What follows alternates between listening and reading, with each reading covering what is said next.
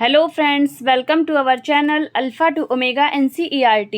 मैं शिवानी कसौंदन आज आपके साथ डिस्कस करने जा रही हूँ क्लास 8 NCERT हिस्ट्री की बुक, जिसका सेकंड चैप्टर है फ्रॉम ट्रेड टू टेरिटरी, यानी व्यापार से शासन तक। इसके 2 पार्ट्स हम ऑलरेडी डिस्कस कर चुके हैं, जिसका लिंक आपको डिस्क्रिप्शन बॉक्स में मिल जाएगा। इसके पहले वीडियोज़ में हमने देखा कि 1757 में बैटल ऑफ प्लासी होता है और इस तरह से अंग्रेज़ों की, ब्रिटिशर्स की भारत में पहली जीत होती है। फिर 1764 में बैटल ऑफ बक्सर हुआ। उन दोनों बैटल्स के बारे में हमने बहुत अच्छे से डिस्कस किया था, आप पिछली वीडियोस में जाकर देख सकते हैं। अब हमें इसके आगे पार्ट्स को देखना है। So let's get started. Company rule expends, यानी कंपनी का शासन बढ़ता है, इसके बारे में आज हमें देखना है। If we analyze the process of annexation of Indian states by the East India Company from 1757 to 1857, तो आप यहाँ देखेंगे 2 डेट्स आई हैं। सर्टेन की एस्पेक्ट्स इमर्ज, यहाँ पर 2 डेट्स आई हैं, 1757 और 1857। हम सभी जानते हैं कि 1757 में प्लासी का बैटल हुआ था और 1857 में भारत के लोगों ने अपनी आज़ादी की पहली लड़ाई लड़ी थी। तो इन दोनों ईयर्स में 100 ईयर्स का डिफरेंस है और इस 100 ईयर्स में जो ब्रिटिशर्स थे, जो ईस्ट इंडिया कंपनी थी, उसने हमारे इंडिया के स्टेट, जो इंडियन स्टेट्स थे, उसको कैसे, उन राज्यों को कैसे हड़पा और कौन कौन सी नीतियाँ उसने डाली, इन सब के बारे में हमें डिस्कस करना है। यानी कि इन 100 ईयर्स में क्या क्या हुआ। The company rarely launched a direct military attack on an unknown territory. तो होता क्या था, अगर कोई ऐसी टेरिटरी, यानी कोई ऐसा राज्य है जो जिसके बारे में कंपनी पूरी तरीके से नहीं जानती है, तो वो उस पर डायरेक्ट मिलिट्री अटैक नहीं करती थी। तो वो करती क्या थी, instead of it use the variety of political, economic and diplomatic methods to extend its influence before annexation and Indian kingdom. तो उस इंडियन राज्य को, उस भारतीय राज्य को हड़पने के लिए कंपनी जो थी, ईस्ट इंडिया कंपनी, वो बहुत तरीके की चालें चलती थी, बहुत कूटनीतियाँ लगाती थी, पॉलिटिक्स खेलती थी। तब वो वहाँ पे अब उस राज्य को हड़पती थी। मतलब वो किसी भी राज्य पे डायरेक्ट मिलिट्री अटैक नहीं करती थी, डायरेक्ट आर्मी नहीं भेजती थी, ये उसकी नीतियाँ होती थी। After the battle of Buxar, जब 1764 में बक्सर का युद्ध हो गया है, the company appointed residents in Indian states. Buxar के युद्ध में हमने पिछले वीडियोस में बहुत अच्छे से पढ़ा था। उसके बाद जब 1764 में ये बैटल हो गया, फिर कंपनी ने क्या किया, कंपनी ने हर एक इंडियन स्टेट पे अपना एक रेजिडेंट भेज दिया। रेजिडेंट का मतलब होता है कि कंपनी का दूत था, मतलब कंपनी की तरफ से एक दूत को हर एक इंडियन स्टेट्स में भेज दिया गया। दे वर पॉलिटिकल और इकोनॉमिक और commercial agents and their job was to serve and further the interest of the company.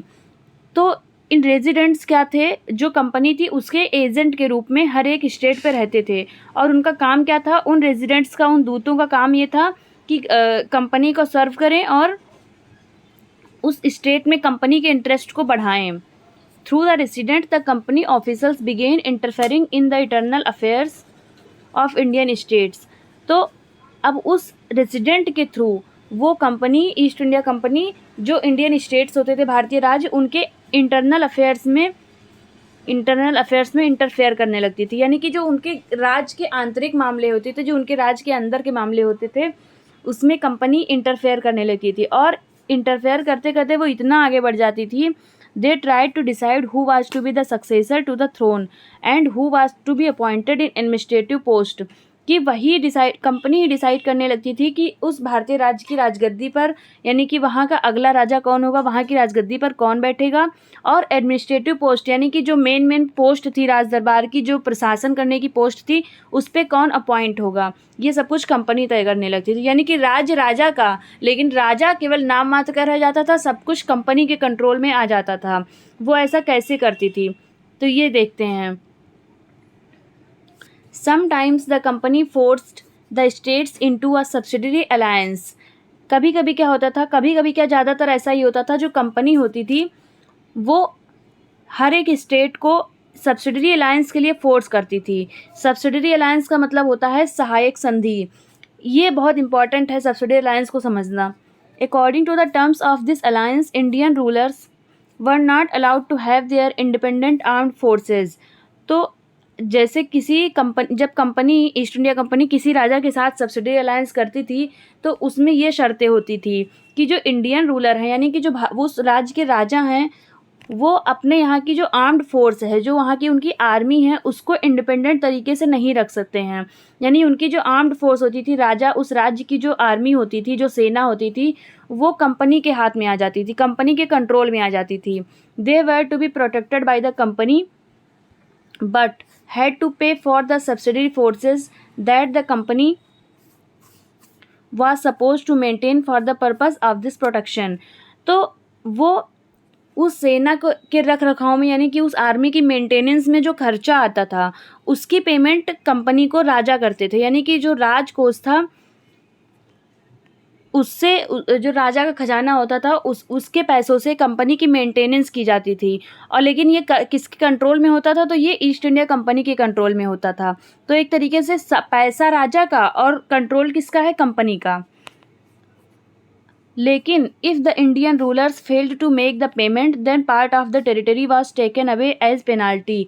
लेकिन अगर वो जो पेमेंट लगती थी, यानी कि जो आर्मी की मेंटेनेंस के लिए जो पैसे दिए जाते थे राजा के द्वारा, अगर वो रूलर उस पेमेंट को करने में फेल हो जाता था, यानी कि अगर उसके खजाने में पैसे कम हैं या फिर वो नहीं देना चाहता है पैसे, तो उस शर्त के हिसाब से, जो अलायंस में शर्त थी उसके हिसाब से, then part of this territory was taken away as penalty. तो उस राजा के जो राज्य का क्षेत्र होता था, टेरिटरी का जो क्षेत्र होता था, उसको कंपनी पेनाल्टी के रूप में ले लेती थी। यानी कि इस तरीके से राजा का राज छीन लेती थी।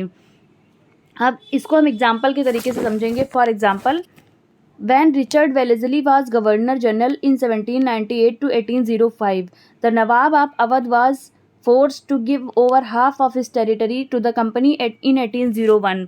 तो ये एक आपने नाम सुना होगा, रिचर्ड वेलिजली। जो रिचर्ड वेलिजली है, ये एक कंपनी का गवर्नर जनरल था, ईस्ट इंडिया कंपनी का गवर्नर जनरल था, जो 1798 टू 1805 में अपॉइंट होके आया था। तो इसने क्या किया? वेलिजली ने अवध के नवाब से यही सब्सिडरी अलायंस किया, यानी कि सहायक संधि की, कि आपकी मिलिट्री की जिम्मेदारी हमारी है, आपके फोर्स की मेंटेनेंस हम करेंगे और उसके लिए आप हमें अपने खजाने से पैसे देंगे। और अगर आप पैसे देने में असफल हो गए, अगर आपने पेमेंट नहीं की, तो आपके राज्य का क्षेत्र जो है वो हमारे कब्जे में आ जाएगा। इस तरीके से एक अलायंस। तो जब अवध के नवाब उस मेंटेनेंस के लिए, यानी आर्मी की मेंटेनेंस के लिए पेमेंट करने में फेल हो जाते हैं, तो अवध का आधे से ज़्यादा क्षेत्र रिचर्ड वेलिजली के कब्ज़े में आ जाता है। और इस तरीके से 1801 में अवध पे कंपनी का शासन हो जाता है। अवध की अगर हम बात करेंगे, तो जो अवध का क्षेत्र था, वो आज में जो यूपी में अयोध्या जिला है, अयोध्या ज़िले के आसपास के क्षेत्रों को हम अवध का क्षेत्र कहते थे। आगे हम पढ़ते हैं, Hyderabad was also forced to cede territories on similar grounds. तो जिस तरीके से अवध को कब्जे में ले लिया गया कंपनी द्वारा, उसी तरीके से हैदराबाद को भी उन्होंने इसी तरीके से अपने कब्जे में ले लिया था। इधर हम एक पेंटिंग देख रहे हैं। इसमें लिखा हुआ है, Nawab Shujauddaula of Awadh with his sons and the British resident painted by Tilly Kettle. 1772 में टिली केटल ने एक पेंटिंग बनाई थी, जिसमें अवध का नवाब सुजाउद्दौला अपने बेटों के साथ खड़ा हुआ है और ब्रिटिश रेसिडेंट हैं, यानी ब्रिटिश के जो दूत भेजे जाते थे कंपनी द्वारा, वो खड़े हुए हैं। The treaties that follows the battle of Buxar forced Nawab Shuja-ud-Daula to give up much of his authority. Here, however, he poses in regal splendor towering over the resident। तो यहाँ पर आप देख रहे हैं कि जो नवाब सुजाउद्दौला है, वो तो अपनी शानो शौकत से रह रहा है, अपने यहाँ मतलब महल में शानो शौकत से रहता है, उसके बेटे हैं। लेकिन एक्चुअली में जब 1764 में बक्सर का बैटल हुआ, उसके बाद में नवाब सुजाउद्दौला को अपने अधिकार में से ज़्यादातर चीज़ें कंपनी के हाथ में देनी पड़ी, यानी उसके जितने भी अधिकार थे, उसकी पावर थी, सब कुछ कंपनी के हाथ में देना पड़ा, और वो सिर्फ नाम मात्र का राजा रह गया था। तो ये है कंपनी के रेजिडेंट और ये हैं सुजाउद्दौला। तो चलिए आगे डिस्कस करते हैं। इसमें एक छोटा सा पैराग्राफ है, इसको भी पढ़ लेते हैं। What power did the resident have. तो रेसिडेंट जो था, जो दूत होते थे कंपनी की तरफ से, उनकी क्या क्या पावर्स होती थी, इसके बारे में हमें देखना है। This is what James mill The famous economist and political philosopher from Scotland wrote about the residents appointed by the company. तो जेम्स मिल के बारे में हमने पहले भी पढ़ा है. उसने द ब्रिटिश ऑफ इंडिया नाम की 3 वॉल्यूम की बुक लिखी थी.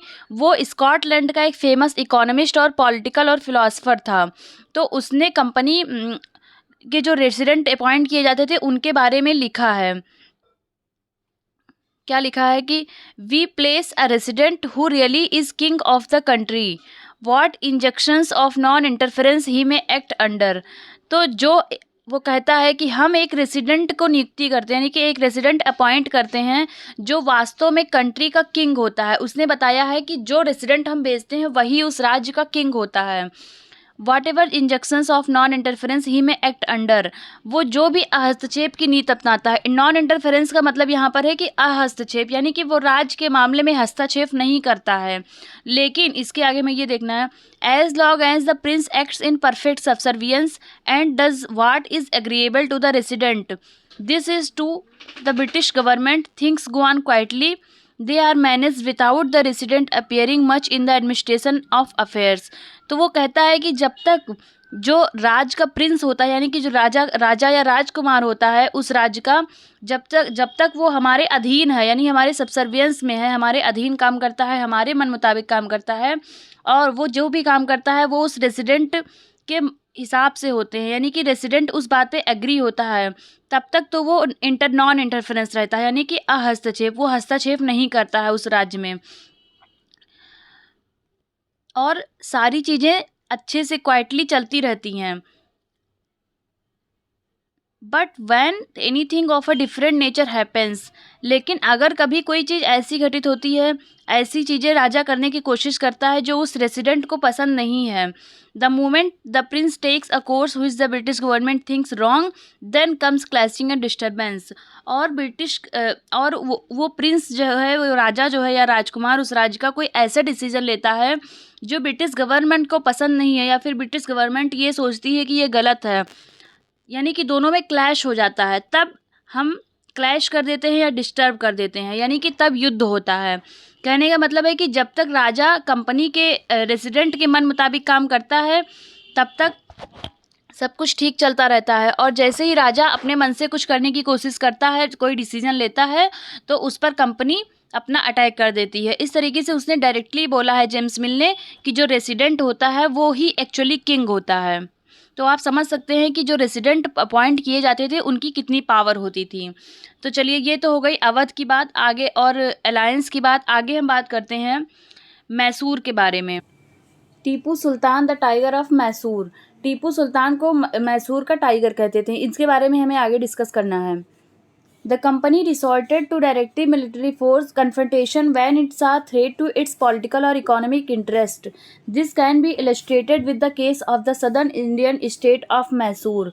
तो अभी तक तो हमने पढ़ा कि कंपनी कभी डायरेक्ट मिलिट्री फोर्स नहीं अटैक करती थी, यानी किसी भी स्टेट पर जिसके बारे में वो अच्छे से नहीं जानती है उस पर वो डायरेक्ट मिलिट्री फोर्स नहीं भेजती थी. लेकिन जब कंपनी को ये लगता था कि किसी स्टेट से उसे पॉलिटिकल या इकोनॉमिक इंटरेस्ट में खतरा है, यानी कि कंपनी का फ़ायदा नहीं है, कंपनी खतरे में पड़ सकती है, कंपनी के ऊपर अटैक हो सकता है, तब वो डायरेक्ट मिलिट्री अटैक कर देती थी. इसका एग्जांपल हम इस बात से समझ सकते हैं कि सदर्न इंडियन स्टेट्स में, यानी कि जो दक्षिण में भारतीय राज्य मैसूर था, मैसूर जो इस समय कर्नाटक में, आज के जो कर्नाटक स्टेट है उसमें पड़ता है मैसूर, उसके बारे में यही था कि कंपनी ने डायरेक्ट मिलिट्री फोर्स अटैक किया था. पहले हम इसके बारे में, मैसूर के बारे में डिस्कस कर लेते हैं.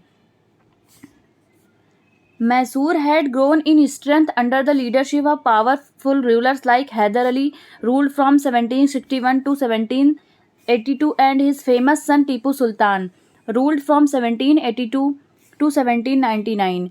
तो जो मैसूर राज्य था उसकी स्थापना हैदर अली ने की थी, यानी हैदर अली एक राजा था, उसने मैसूर की स्थापना की थी, मैसूर का पहला शासक था, और उसने 1761 से 1782 तक अपना राजकाज संभाला. उसके बाद उसका बेटा टीपू सुल्तान, ये बहुत बहादुर था. टीपू सुल्तान के बारे में हम पढ़ेंगे.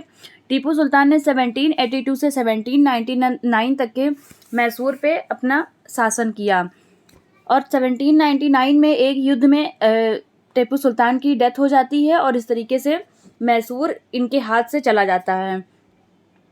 तो मैसूर में क्या था, इतना ये इम्पॉर्टेंट क्यों हो गया उनके लिए, ईस्ट इंडिया कंपनी के लिए उस पर अटैक करना, इसके बारे में हम पढ़ेंगे। Mysore controlled the profitable trade of the Malabar coast where the company purchased pepper and cardamom. तो जो मालाबार कोस्ट था उससे कंपनी मिर्च खरीदती थी और इलायची खरीदती थी, यानी पेपर और कार्डमम खरीदती थी। और उस कोस्ट पर, उस मालाबार कोस्ट पर कंट्रोल किसका था? मैसूर का, यानी मैसूर के राजा का उस पर कंट्रोल था। तो उससे जो भी सेल होती थी या फिर जो उससे बिजनेस चलता था उस कोस्ट से, मालाबार कोस्ट से, उस पर जितना भी सारा कंट्रोल तो मैसूर का था। तो जिससे उसमें जो इनकम होती थी उस पर भी मैसूर का हिस्सा होता था। In 1785 Tipu Sultan stop the export of sandalwood. और 1785 में टीपू सुल्तान ने उस मालाबार कोस्ट से सैंडलवुड, पेपर और कार्डमम यानी कि चंदन की लकड़ी, मिर्च और इलायची, इन तीनों चीज़ों के अलावा और भी कुछ चीज़ों का व्यापार वहाँ से बंद कर दिया। उन्होंने कहा कि टीपू सुल्तान ने कहा कि इस मालाबार कोस्ट से कोई भी यहाँ से ये सारे सैंडलवुड, पेपर और कार्डमम खरीद के विदेशों को नहीं जा सकता है। And disallowed local merchants from trading with the company. और उन्होंने जो वहाँ के लोकल मर्चेंट्स थे, यानी कि जो वहाँ पर ये सब कुछ बेचते थे, उनको भी साफ साफ मना कर दिया कि आप कंपनी के साथ कोई भी व्यापार नहीं करें। तो फ्रेंड्स, अगर हम मालाबार कोस्ट के बारे में बात करेंगे तो ये वाला जो एरिया आपको दिख रहा है, ये वाला तट, ये कोस्ट मालाबार कोस्ट था। और ये जो रेड में आपको एरिया दिखाया गया है ये मैसूर था। तो ये जाहिर सी बात है कि जब मैसूर के पास ही मालाबार कोस्ट पड़ रहा है तो मैसूर का कंट्रोल मालाबार कोस्ट पे था। और इसी कोस्ट पे मैसूर के राजा टीपू सुल्तान ने लोकल मर्चेंट्स को मना कर दिया था कि वो अंग्रेज़ों के साथ व्यापार नहीं कर सकते हैं। और इस यहाँ पे खरीद फरोख्त करके और वो जहाज़ों पर यहाँ से माल लाद कर फिर इधर वाले रूट से यूरोप को भेज देते थे। He also established a close relationship with the French in India and modernized his army with their help। तो टीपू सुल्तान ने एक तरफ तो मालाबार कोस्ट पे सारे मर्चेंट्स को मना कर दिया कि वो ईस्ट इंडिया कंपनी के साथ कोई भी व्यापार ना करें, और दूसरी तरफ उसने इंडिया में फ्रेंच कंपनी के साथ रिश्ते बनाए, यानी कि फ्रेंच की जो कंपनी थी उसके साथ अपने रिश्ते बनाए, यानी उनकी हेल्प की और उनको व्यापार करने के लिए अलाउ किया। And modernised his army with their help. और फ्रेंच लोगों की मदद से उसने अपनी आर्मी को भी मॉडर्नाइज़ किया, यानी कि जो मॉडर्नाइज़ करने का मतलब है कि जो नए नए हथियार यूरोप कॉन्टिनेंट से आते थे उनको अपनी आर्मी में ऐड किया। और इस तरीके से फ्रेंच के साथ उसने रिलेशन बनाए। The British were furious, they saw Hyder and Tipu as ambitious, arrogant and dangerous rulers who had to be controlled and crushed. तो एक तो आपने ये चीज़ समझना है कि जो ब्रिटिशर्स होते थे, यानी कि जो अंग्रेज़ होते थे, जो ब्रिटेन से आए हुए थे ईस्ट इंडिया कंपनी, और दूसरी तरफ फ्रेंच, तो फ्रांस और ब्रिटेन हमेशा से एक दूसरे के दुश्मन रहे हैं, हमेशा से। तो इस तरीके से जब उन्होंने देखा कि टीपू सुल्तान और हैदर अली ने फ्रेंच के साथ दोस्ती कर ली है तो ब्रिटिशर्स बहुत गुस्सा हुए और उन्हें लगा कि ये हमारे दुश्मन हैं, हैदर अली और टीपू सुल्तान हमारे दुश्मन हैं, ये घमंडी हैं और ये ऐसे रूलर्स हैं जो हमारे लिए ख़तरा हो सकते हैं, ये हमारे लिए डेंजरस हैं और इन्हें हमें कंट्रोल करना होगा, इन्हें क्रश करना होगा। इस तरीके से ब्रिटिशर्स ने डायरेक्ट अटैक किया हैदर अली और टीपू सुल्तान को। इसके बाद जो है 4 wars were fought with Mysore, 1767 to 69, 1780 to 84, 1790 to 92 and 1799। तो इस तरीके से अंग्रेज़ों यानी कि ब्रिटिशर्स, ईस्ट इंडिया कंपनी और मैसूर के बीच में युद्ध होने लगे, वार्स होने लगे। उन्होंने डायरेक्ट मिलिट्री अटैक कर दिया और टीपू सुल्तान और हैदर अली की जो पावर थी वो भी बहुत ज़्यादा थी, उनकी सेना, उनकी आर्मी बहुत पावरफुल थी और इस तरीके से इतना आसान नहीं था उनको हराना। तो 4 युद्ध लड़े गए, 4 वार्स हुए, जो ऐसे हमने बताया कि ऐसे इन टाइम्स में, पीरियड्स में हुए हैं। और अगर इन टाइम पीरियड की बात करें तो 67 टू 69 यानी कि जो पहला युद्ध हुआ था उसमें कंपनी का कोई रूलर था, उस कंपनी के रूलर और इनके बीच में हुआ, मैसूर के बीच में हुआ था। फिर 1780 टू 84 में हुआ, उसमें कंपनी का रूलर वारेन हेस्टिंग्स था। और फिर 1790 टू 92 में हुआ जिसमें लॉर्ड कॉर्नवालिस था, कंपनी का जो कंपनी की तरफ से गवर्नर जनरल था वो लॉर्ड कॉर्नवालिस था। और 1799 में वेलेजली, जिसने अवध के नवाब को, मतलब धोखा दिया इस तरीके एक तरीके से और अवध का राज हड़पा था। तो वही वेलेजली इस समय 1799 यानी कि आखिरी जो चौथा युद्ध था उसमें वेलेजली था। और लास्ट में only in the last the battle of Srirangapatnam did the company ultimately win a victory. और श्रीरंगपट्टनम मैसूर में एक जगह थी जो कि मैसूर की उस समय कैपिटल हुआ करती थी। तो लास्ट युद्ध वही हुआ बैटल ऑफ श्रीरंगपट्टनम और उसमें कंपनी को आखिर जीत मिल गई। टीपू सुल्तान उसमें उसकी डेथ हो गई, टीपू सुल्तान मारा गया और इस तरीके से कंपनी की जीत हुई मैसूर पर। Tipu Sultan was killed defending his capital Srirangpatnam. Mysore was placed under the former ruling dynasty of the Wadiyars and a subsidiary alliance was imposed on the states. तो क्या हुआ कि उस समय लास्ट वाले युद्ध में श्रीरंगपट्टनम वाले युद्ध में टीपू सुल्तान अपने वही कैपिटल को डिफेंड करते हुए उसको मार दिया गया। Mysore was placed under the former ruling dynasty of the Wodeyar. तो अब यहाँ पर वोडियार के बारे में देख लेते हैं। हमने कहा कि हैदर अली मैसूर का संस्थापक था। तो हैदर अली के पहले भी तो कोई रहा होगा मैसूर में, मैसूर खाली तो पड़ा नहीं था। तो मैसूर में पहले वोडियार्स का शासन था। वोडियार्स एक राजवंश है, जैसे मुगल होते हैं, बाकी जो राजवंश होते हैं उसी तरह से वोडियार एक राजवंश है। और उस समय तो जब ये श्रीरंगपट्टनम वाला युद्ध हो गया तो मैसूर को फिर से वोडियार्स को दे दिया गया, कंपनी ने वोडियार्स को दे दिया। और उस समय वोडियार में कृष्णराज नाम का राजा था। तो कृष्णराज उस गद्दी पर बैठा and a subsidiary alliance was imposed on the state. और इसी तरीके से वही सब्सिडरी अलायंस सहायक संधि उस स्टेट पे लगा दी गई। यानी कि देखिए जो अंग्रेज थे यानी ईस्ट इंडिया कंपनी थी, उन्होंने टीपू सुल्तान को हराकर मैसूर को जीत लिया, लेकिन वो मैसूर की गद्दी पर नहीं बैठते थे। वो किसी भी स्टेट की गद्दी पर बैठ कर राज सिंहासन पर बैठकर अपने आप को राजा नहीं दिखाते थे, बल्कि वो सारा कंट्रोल अपने आप में रखते थे, सारा कंट्रोल अपने हाथ में रखते थे। तो वोडियार्स को उन्होंने राजा तो बना दिया लेकिन सब्सिडरी अलायंस लगाकर, यानी कि कंट्रोल सारा कंपनी के हाथ में रहेगा और वोडियार्स जो है नाम के राजा रहेंगे। इस तरीके से कंपनी सारी चालें चलती थी और सब कुछ अपने कंट्रोल में करती थी। यहाँ पर एक पेंटिंग है, आप देख लें उसके बारे में। Cornwallis receiving the sons of Tipu Sultan as hostage painted by Daniel Orme 1793। तो 1793 में पेंटिंग बनाई गई थी डेनियल ऑर्मे के द्वारा। इसमें दिखाया गया है कि जो कॉर्नवालिस था जिसने तीसरा युद्ध लड़ा था, जो मैसूर और आंग्ल मैसूर युद्ध यानी कि ब्रिटिश ईस्ट इंडिया कंपनी और मैसूर के बीच में हो रहा था, तीसरा युद्ध कॉर्नवालिस के द्वारा लड़ा गया था। और उसके बाद 1793 में जब उस युद्ध में थोड़ा मतलब वो पूरी तरीके से टीपू सुल्तान नहीं हारे थे, मतलब मैसूर के राजा, लेकिन बहुत सा क्षेत्र उनके कॉर्नवालिस के कंट्रोल में आ गया था। तो कॉर्नवालिस ने टीपू सुल्तान के जो सन्स थे, जो उनके बेटे थे, उनको बंधक बना लिया। The company forces were defeated by Hyder Ali and Tipu Sultan in several battles. तो but in 1792 attack by the combined forces of the Marathas, the Nizam of Hyderabad and the company, Tipu was forced to sign a treaty with the British by which two of his sons were taken away as hostages। तो कई बार company को हारना पड़ा, मतलब कई बार हैदर अली और टीपू सुल्तान ने company को हराया युद्धों में।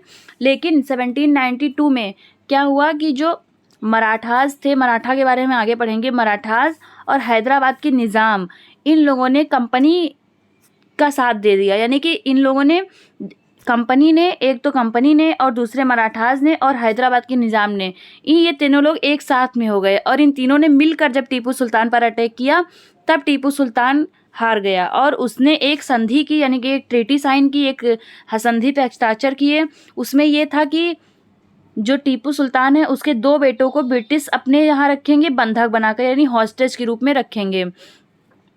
तो इस तरीके से एक तरह से कंपनी जीत गई। तो British painters always like painting scenes that showed the Triumph of British power. तो जो ब्रिटिश पेंटर थे वो हमेशा ऐसी ही पेंटिंग बनाते थे कि जब ब्रिटिश किसी राज्य पर जीत जाते थे, जब किसी राज्य के पर कब्जा कर लेते थे, और ऐसी पेंटिंग बनाते थे जिसमें ब्रिटिशर्स की जीत होती थी। चलिए आगे पढ़ते हैं। यहाँ भी एक फिगर बना हुआ है, टीपूज टॉय टाइगर, यानी टीपू का खिलौना। इसके बारे में हम पढ़ लेते हैं। This is the picture of big mechanical toy that Tipu possessed. ये एक बड़े मैकेनिकल टॉय की फ़ोटो है जो टीपू के पास रहती थी। ये मतलब ये टीपू सुल्तान का टॉय है। You can see a tiger Mouling a European soldier when it's handle was turned, the toy tiger roared and the soldier shrieked। तो आप देख सकते हैं कि यहाँ पर एक टाइगर है, ये टाइगर है और ये जो नीचे एक अंग्रेज़ लेटा हुआ है, यानी कि टाइगर आसानी से अंग्रेज़ को अपने कब्ज़े में कर रहा है, यानी कि उसके ऊपर चढ़ाई कर दिया है।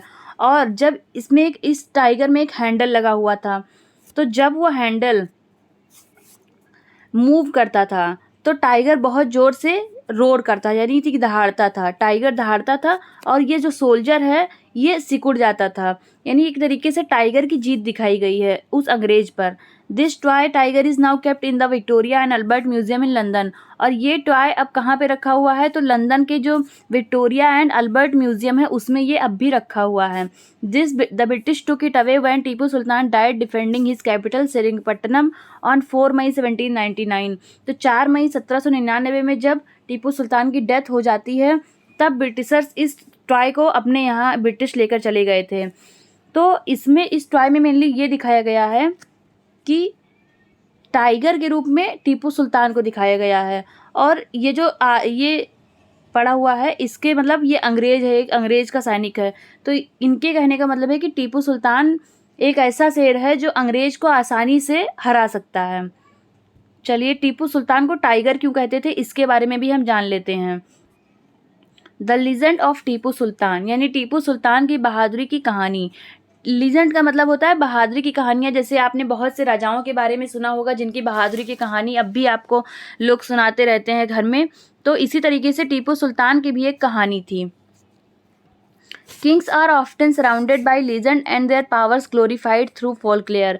तो राजा जो होते हैं किंग्स, वो उनके बारे में अक्सर हम सुनते हैं कि उनकी पावर्स क्या क्या थी, और उनके पावर्स के बारे में बहुत सी कहानियाँ हम सुनते हैं, उनकी बहादुरी के किस्से सुनते हैं एक तरीके से।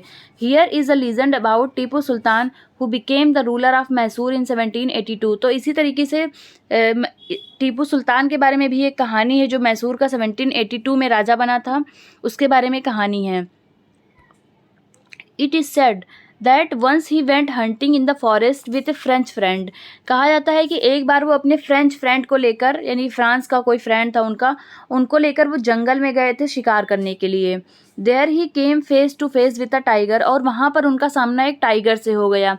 His gun did not work and his dagger fell to the ground. और उस टाइम पर मतलब टीपू सुल्तान जंगल में शिकार करने गए हैं, तभी उनके सामने एक शेर आ जाता है, टाइगर आ जाता है सॉरी, और उनकी गन भी ख़राब हो गई, उनकी गन काम नहीं कर रही थी, और उनका डैगर यानी कि उनका जो कटार था जिससे वो वार करते वो भी गिर गया था, यानी वो निहत्थे थे।